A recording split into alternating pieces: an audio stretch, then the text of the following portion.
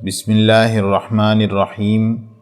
روح کی بیماریاں اور ان کا علاج، سبق نمبر 13، بدنگاہی اور عشق مجازی کے متعلق حضرت اقدس حکیم الامت مولانا اشرف علی صاحب تھانوی قدس سرہ کے ارشادات تربیت سالک سے۔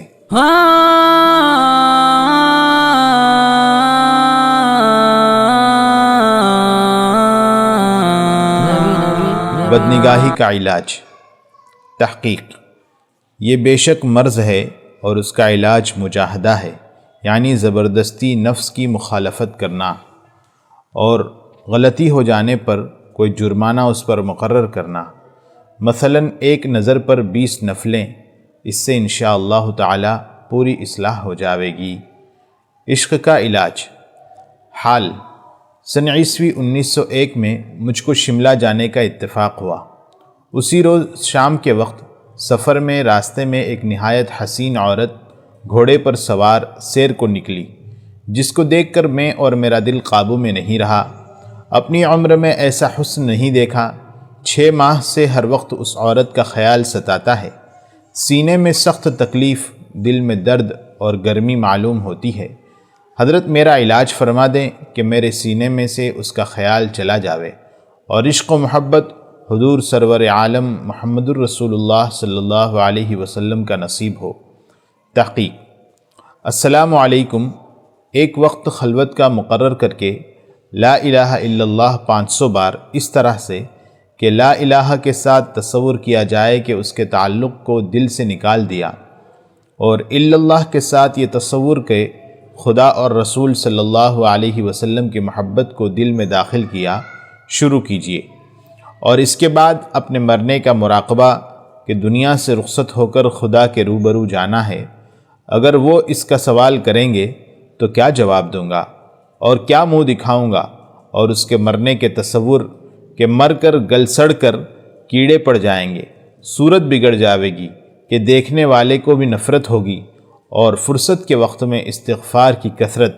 پھر 2 ہفتے کے بعد حالت سے اطلاع دیجیے اور ساتھ ہی یہ خط بھی بھیجیے۔ حال: بعد سلام، گزارش خدمت عالیہ میں یہ ہے کہ مجھ کو حضور والا نے جب سے پڑھنے کے واسطے ارشاد فرمایا تھا، جس پر میں نے عمل کیا، اس کی برکت سے مجھ کو اس عورت کی صورت سے نفرت پیدا ہو گئی اور اس کے خیال سے طبیعت علیحدہ ہو گئی ہے۔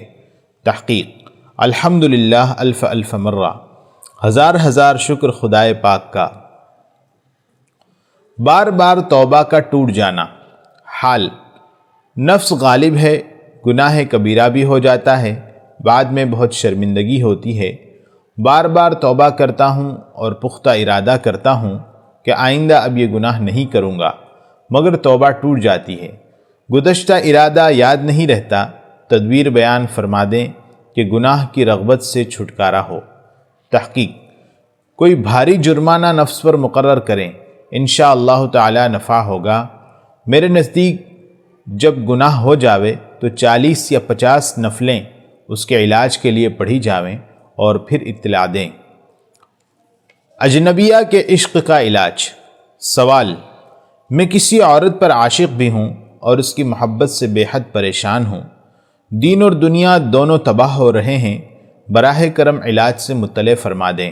جواب: جس سے عشق ہے اس کی صحبت کو فوراً چھوڑ دو اور اس سے بہت دوری اختیار کر لیجئے۔ ظاہری دوری اور باطنی دوری دونوں ضروری ہیں۔ ظاہری دوری یہ ہے کہ اس سے نہ بولو، نہ اس کی آواز کان میں پڑنے دو، نہ اس کو دیکھو، نہ اس کا تذکرہ کرو، نہ اس کا تذکرہ کسی سے سنو۔ اور باطنی دوری یہ ہے کہ جان بوجھ کر اس کا تصور دل میں نہ لاؤ۔ اگر تصور آ جائے تو اور کسی کام میں لگ جاؤ، اور حق تعالی سے دعا بھی کرتے رہو اور ذکر اللہ میں مشغول رہو، گو دل نہ لگے۔ اور موت اور ما بعد الموت کو سوچا کرو اور پھر اطلاع دو۔ حال: الحمدللہ اس عورت کی محبت میں کمی شروع ہو گئی۔ تحقیق: انشاءاللہ تعالی اور زیادہ نفع ہوگا۔ حال: اس عورت کی محبت تو بہت کم ہو گئی اور اہل خانہ سے محبت بڑھ گئی، مگر اس کی محبت اب تک دل سے بالکل ختم نہیں ہوئی۔ جب اس کا خیال آتا ہے دل میں درد سا معلوم ہوتا ہے۔ حضرت دعا فرمائیں کہ یہ اثر بھی ختم ہو جائے۔ تحقیق: تدبیر صرف یہی ہے کہ اس سے اس قدر دوری ہو کہ کبھی سامنا نہ ہو، پھر یہ کیفیت نہ رہے گی، اور اگر ہلکا سا میلان باقی رہا وہ نقصان دہ نہیں ہے۔ نوٹ: احقر مؤلف عرض کرتا ہے کہ حضرت اقدس تھانوی رحمۃ اللہ علیہ نے ایک جگہ پر یہ لکھا ہے کہ اگر صدمہ جدائی سے کسی کو غم برداشت کرتے کرتے موت آ جائے تو وہ شہید ہوگا۔ پھر یہ حدیث لکھی: من عشق وکتم وعف ثم مات فہو شہید۔ جو عاشق ہوا پھر اپنے عشق کو چھپائے رکھا، یعنی اپنے مصلح اور مرشد کے علاوہ کسی پر ظاہر نہ کیا، نہ اس معشوق پر ظاہر کیا، اور وہ پاک دامن رہا، یعنی آنکھوں کو دیکھنے سے، کانوں کو اس کی بات سننے سے، دل کو اس کے خیالات لانے سے، پاؤں کو اس کی طرف جانے سے، ہاتھ کو اس کو خط لکھنے سے روکے رکھا، اور اس ضبط و صبر سے مر گیا، فہو شہید، تو وہ شہید ہوا۔ امرت سے عشق۔ حال: حسین لڑکوں کو دیکھتا ہوں تو دل میں ایک لذت بھڑک اٹھتی ہے، مگر فوراً منہ پھیر لیتا ہوں۔ جواب: منہ بھی پھیرنا چاہیے اور قلب بھی، یعنی توجہ بھی ادھر سے ہٹا لے، جس کا آسان طریقہ یہ ہے کہ فوراً خیال دوسری طرف کر لے۔ نوٹ: احقر مؤلف عرض کرتا ہے کہ وساوس سے تنگ اور پریشان حال حضرات کو اس مضمون کو غور سے پڑھ کر عمل کرنا چاہیے، جو احقر حضرت اقدس تھانوی رحمۃ اللہ علیہ کی کتاب التکشف صفحہ 52 سے اقتباس کر کے درج ذیل کرتا ہے۔ چونکہ مسئلہ ہدایت اور عقل اور حکماء اور علماء کا مانا ہوا ثابت ہے کہ نفس جس وقت ایک طرف متوجہ ہوتا ہے دوسری طرف متوجہ نہیں ہوتا، اس لیے جب کسی بری چیز کا خیال دل میں آوے تو اس کے دور کرنے کا ارادہ نہ کرے، نہ اس کے اسباب میں غور کرے کہ اس سے وہ خیال اور زیادہ آتا ہے، مگر فوراً کسی نیک چیز کی طرف خیال کو متوجہ کر دے، اس سے وہ برا خیال خود بخود دور ہو جاوے گا، اور اگر پھر خیال آوے پھر ایسا ہی کرے، انشاءاللہ اس تدبیر سے اس کا اثر بلکہ خود وہ خطرہ ہی خیال سے نکل جاوے گا۔ علاج کلی اس کا یہ ہے، اگر دل میں کمزوری ہو تو طاقت والی دوا کا استعمال، مثلا مربائے آملہ، خمیرہ وغیرہ بھی ضروری ہے، چونکہ بعض سالکوں کو یہ آفت پیش آتی ہے، اس لیے مجرب علاج لکھا ہے۔ اختصار کی وجہ سے بے قدری کی نظر سے نہ دیکھیں، امتحان کر کے اس کا نفع ملاحظہ کریں۔ دوسرے وسوسوں کا علاج۔ حضرت ابن عباس رضی اللہ عنہما سے روایت ہے کہ حضور صلی اللہ علیہ وسلم سے عرض کیا گیا کہ یا رسول اللہ، بعض لوگ ہم میں سے اپنے دل میں ایسے خیالات پاتے ہیں اور ایسی چیزیں پیش آتی ہیں کہ ان کو زبان پر لانے سے جل کر کوئلہ ہو جانا زیادہ محبوب معلوم ہوتا ہے۔